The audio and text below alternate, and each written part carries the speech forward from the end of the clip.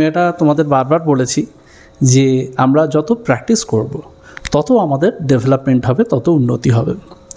আমরা live practice যত বেশি করব, কিন্তু প্র্যাকটিস করতে গেলে প্র্যাকটিসটা হয় এক্সিকিউশন, এই এক্সিকিউশনটা করতে গেলে কনজামশন, অর্থাৎ তোমাকে কনজিউম করতে হয়।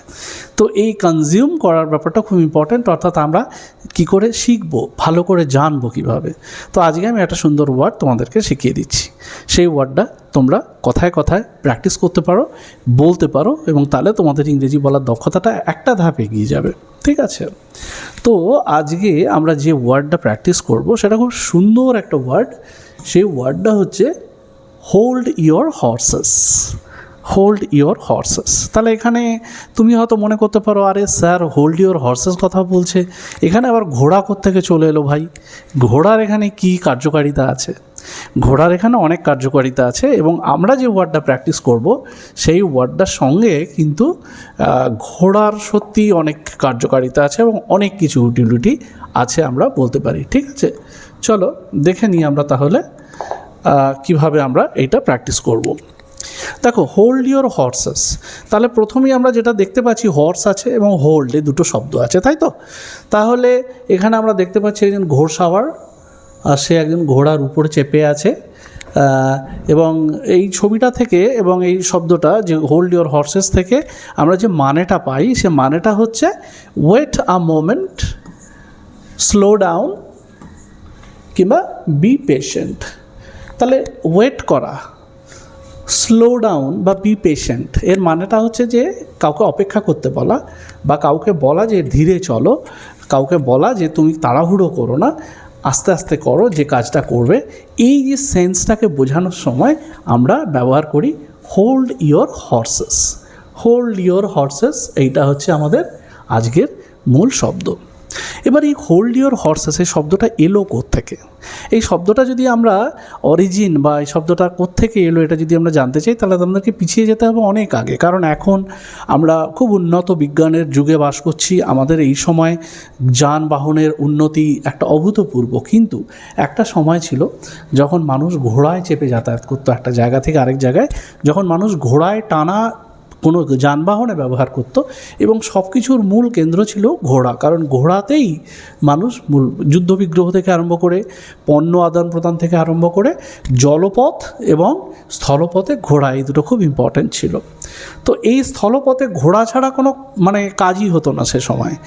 সেই সময় থেকে কিন্তু ঘোড়া চালানো একটা খুব ইম্পর্ট্যান্ট ফ্যাক্টর ছিল। সবাই কিন্তু ঘোড়া চালাতে পারতো না। ঘোড়া চালাতে গেলে, ঘোড়াকে ঠিকমতো করে চালনা করতে গেলে তাকে খুব দক্ষ হতে হতো। এবার কখনো কখনো ঘোড়া তো প্রাণী, সে তো রক্ত মাংসের একটা প্রাণী, সে কখনো কখনো অস্থির হয়ে যেত, সে কখনো কখনো ভয় পেত। তো ঘোড়া যখন ভয় পেয়ে যেত বা অস্থির হতো, তখন ঘোড়া তার ছন্দ হারিয়ে ফেলতো। তখন ঘোড়া কী করতো? ঘোড়া দৌড়ে পালিয়ে যাওয়ার চেষ্টা করতো, গাড়ির দড়ি ছেড়ে পালিয়ে যাওয়ার চেষ্টা করতো, বা অশ্বারোহী যে তার ঘোড়সাওয়ার থাকতো তাকে ফেলে দেওয়ার চেষ্টা করতো। তো তখন কী করতো? ঘোড়সাওয়ারের হাতে একটা লাগাম থাকতো, লাগাম, সে লাগাম সে টেনে ধরে বলতো হোল্ড, অর্থাৎ থামো থামো। তখনই ঘোড়া শান্ত হয়ে যেত। তো এইটাকে, সেই থেকে এই শব্দটা এসছে হোল্ড ইয়োর হর্সেস, অর্থাৎ তোমার ঘোড়াকে তুমি কন্ট্রোল করো, তুমি তোমার ঘোড়াকে নিয়ন্ত্রণ করো। এখানে আমাদের জীবনের ক্ষেত্রে এই শব্দটা আমরা কীভাবে ব্যবহার করব? কারণ এই শব্দটা তো একটা মেটাফর হিসেবে আমরা ইউজ করছি, যেটাকে মেটাফর বা তুলনা হিসেবে আমরা করতে পারি। তো এই তুলনাটা আমরা কিভাবে করতে পারি আমাদের জীবনের সঙ্গে? ধরো, কারো অস্থিরতাটাকে যদি আমরা ঘোড়ার সঙ্গে তুলনা করি, কেউ হয়তো খুব অস্থির হয়ে গেছে, অর্থাৎ তার মন চঞ্চল হয়ে গেছে। এবার কারো এই চঞ্চল মনটাকে চঞ্চল ঘোড়ার সঙ্গে তুলনা করা হচ্ছে। ঠিক আছে? তো যেটাকে আমাদের আরেকটা প্রাসঙ্গিকভাবে বলি, খুব চঞ্চল মনকে বলা হয় মাঙ্কি ব্রাঞ্চিং। সেখানে খুব চঞ্চল হনুমানের সঙ্গে, বাঁদরের সঙ্গে তুলনা করা হয়।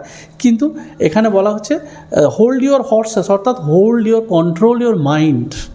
ওকে, control your mind, control your self. তুমি তোমার নিজেকে সংযত করো, একটু ধীরে চলো, একটু আস্তে আস্তে চলো। এইটা বোঝাতে গেলে হোল্ড ইয়োর হর্সেস এই শব্দটা আমরা ব্যবহার করতে পারি। অর্থাৎ control your self, be patient, slow down, এই শব্দগুলোকে আমরা ব্যবহার করতে পারি। Be patient is common sentence, hold on is a common sentence, কিন্তু তার সঙ্গে আমরা বলতে পারি হোল্ড ইউর হর্সেস। এবারে চলো আমরা এর কিছু উদাহরণ দেখে নিই। যেটা ইম্পর্ট্যান্ট জিনিস সেটা আমরা দেখতে পাচ্ছি যে একটু দাঁড়াও, আগে আমাকে শেষ করতে দাও। ঠিক আছে, একটু দাঁড়াও, আমাকে একে শেষ করতে দাও। এবার কেউ হয়তো কোনো জিনিস খুব তাড়াহুড়ো করছে, সে তোমাকে অস্থির করে তুলছে, তুমি তাকে বললে ভাই একটু দাঁড়া, আমি এই কাজটাকে শেষ করি, let me finish my work first. তখন লেট মি ফিনিশ ফার্স্ট, তার আগে তুমি তাকে বলে ভাই একটু দাঁড়া, হোল্ড ইউর হর্সেস। তুমি তাকে এটাও বলতে পারতে বি পেশেন্ট, হোল্ড অন, কিন্তু তুমি যদি এটা বলো হোল্ড ইউর হর্সেস, তাহলে তোমার কথা বলার মধ্যে একটা ফ্লেভার আসবে, একটা নতুনত্ব আসবে, তুমি একটা নতুন শব্দ নিজে শিখবে এবং শব্দটাকে প্রয়োগও করতে পারবে এবং লোকে শুনে ভাববে না তুমি শুধু এর সুন্দর কথা বলেছো। Hold your horse's. আর একটু থামো, আমরা এখনও দেরি করিনি। Hey, hold your horses, we are not late yet. একটু থামো, দেরি করো না। Hold your horses before making a decision. Hold your horses before making a decision. কোনো কিছু করবার আগে, কোনো কিছু সিদ্ধান্ত নেবার আগে একটু চিন্তা করো, একটু একটু একটু বসে ভাবো। তো এই যে বসে ভাবো, একটু চিন্তা করো, hold your horse's, hold your horses. একটু ধৈর্য ধরো, খাবার একটু পরেই চলে আসবে। কেউ হয়তো, তুমি হয়তো ছোটোবেলায় আমরা বায়না করতাম না মার কাছে যে কখন খাবার আসবে, খিদে পেয়েছে, তখন মা হয়তো আমাদের বলতেন আরে একটু একটু অপেক্ষা কর, এই খেতে দেবো একটু পরে। তো হোল্ড ইউর হর্সেস, একটু অপেক্ষা করো, hold your horses, wait, dinner will be ready soon.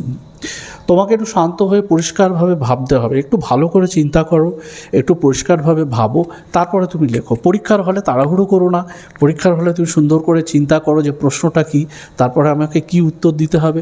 So you need to hold your horses. একটু থামো, উত্তেজিত হয়েও না। কেউ খুব রেগে গেলে তুমি তাকে বলতে পারো কাম ডাউন, আরে একটু মেজাজটা সামলে, একটু শান্ত হয়ে একটু চিন্তা করো, একটু রেগে যেও না, অত উত্তেজিত হয়েও না। Hold your horses. Okay, hold your horses, we will start the game soon. সমস্ত দর্শক অধীর হয়ে আসছে, কখন বিরাট কোহলি নামবে মাঠে, তাতে কখন খেলা শুরু হবে। হোল্ড ইউর হর্সেস, দর্শকদের উদ্দেশ্যে বলতে পারি hold your horses, will start the game soon, আমরা খুব তাড়াতাড়ি শুরু করব। এবং why don't you hold your horses for a minute. কেউ হয়তো খুব বকবক করছে, খুব ঝগড়া করছে, খুব তোমার সঙ্গে উত্তেজিত হয়ে কথা কাটাকাটি করছে, তর্ক করছে, তুমি তাকে বলছো why don't you hold on for a why don't you hold your horses for a minute. তুমি 1 মিনিটের জন্য কি থামতে পারছো না ভাই তুমি? Hold your horses, you are rushing too much. একটু থামো, তুমি খুব তাড়াহুড়ো করছো, কোনো কাজে তুমি খুব তাড়াহুড়ো করছো। তখন কেউ হয়তো খুব তাড়াহুড়ো করছে, তুমি তাকে বলতে পারো hold your horses, you are rushing too much. খুব তাড়াহুড়ো হয়ে যাচ্ছে, একটু তুমি তোমার নিজেকে নিয়ন্ত্রিত করো। Hold your horse's, let's not jump to the conclusions.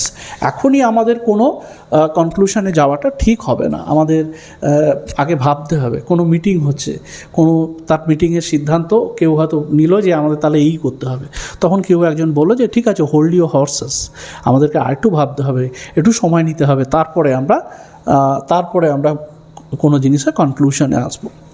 Hold your horses and calm down. শেষ পর্যন্ত কোনো উত্তেজিত গোষ্ঠী বা কোনো উত্তেজিত কাউকে আমরা বলতে পারি hold your horses and calm down. আস্তে আস্তে, উত্তেজিত হওয়ার দরকার নেই, আস্তে আস্তে আমরা ব্যাপারটাকে নিয়ন্ত্রণ করতে পারি। We can control, okay, with the patience. So calm down, hold your horse's.